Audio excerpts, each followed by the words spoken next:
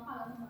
细致，他在描绘的功底上呢是绝对的扎实，但是呢，他做了一些选择，他形成了自己非常独特的风格。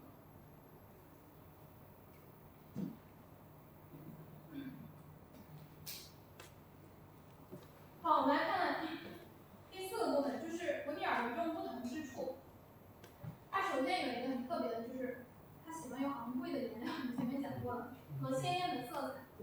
他对颜料选择呢非常的就是挑剔，最广为人知的就是他频繁的使用昂贵的群青颜料，比如说你看这个倒牛奶的女仆，你看它大面积的这个围裙，围裙是一个很廉价的，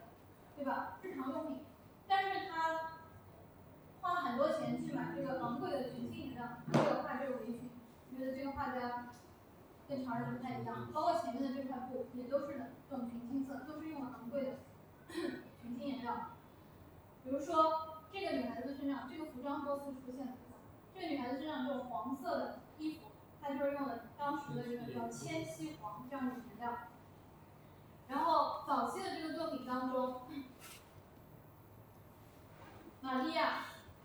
和马大，那么她身上这个红色的衣服呢，就是当时一种叫茜草提取出来的这种茜草红这样一种颜料。除此之外呢，其实维米尔用的颜色并不多，饱和度都很高。除此之外，他还经常用一些朱红啊、赭石啊、黑色、古黑、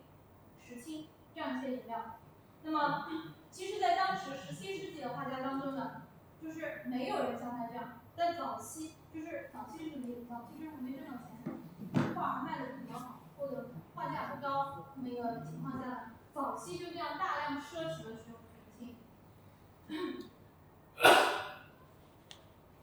而且呢，他经常还在这种用赭石的这种大体子下面呢，先用群青去打底，这个就把钱花在看不到的地方啊。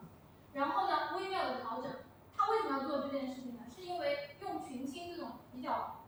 透感比较强的颜色打底之后呢，在上面覆盖其他颜色会产生微妙的色彩变化。这种技法呢，就是推测有可能是他对达芬奇的作品和技法做了一些理解之后，去做了一些实验，他去揣摩达芬奇的作品。所以虽然说维米尔一生没有离开过戴尔斯特，但是其实也不是说他一天都没有离开过，他只是他一生的工作生活都在戴尔斯特进行。其实他也去过海牙这些地方，也见过大师的作品。比如说像这件作品，坐在维金塔前的女子和站在维金塔前的女子，这2件作品都是大量的使用了群青的颜色。那么这时候其实已经是他后期的作品了，那推测可能是赞助人提供了资金的支持，因为这个时候荷兰正在遭遇这个经济危机嘛，灾难年，所有的人都陷入了一个财政上的困境。好，我们来看这个作品本身。这个作品呢，一个女孩子全身穿着这种蓝色的袍子，坐在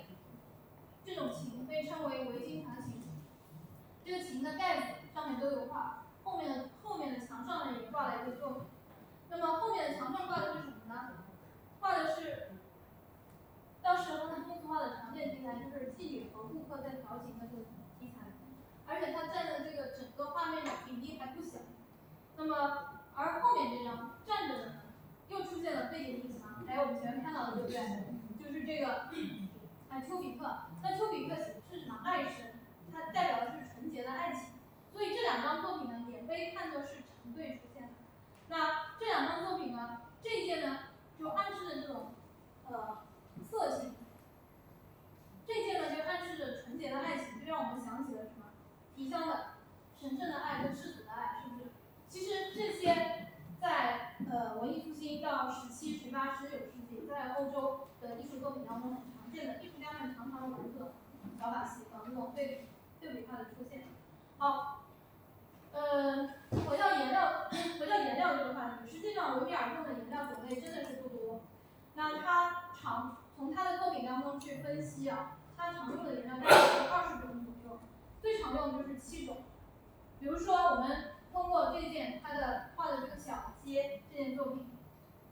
画的是戴尔斯特当地一条安静的小街，几栋房屋的正面，它是当时荷兰黄金时期小城市生活的一个典型的面貌。小街上还有一条小巷子，然后有一个妇女正弯腰站在那里洗衣服，然后右边房子门开着，有个人在做针线活，然后左边这里有个小孩儿，两个小朋友在人行道上趴在地上玩，然后这个画面天空跟屋顶之间形成三角形的和方形的这种切割，使得画面比较活泼一点、生动一点，带来一些活力。而最引我们注目的其实是这个墙壁的红砖，对吧？这个红砖的画法我们觉得非常的独特，而且逼真。实际上它这种赭红色就是用的赭石红和我们刚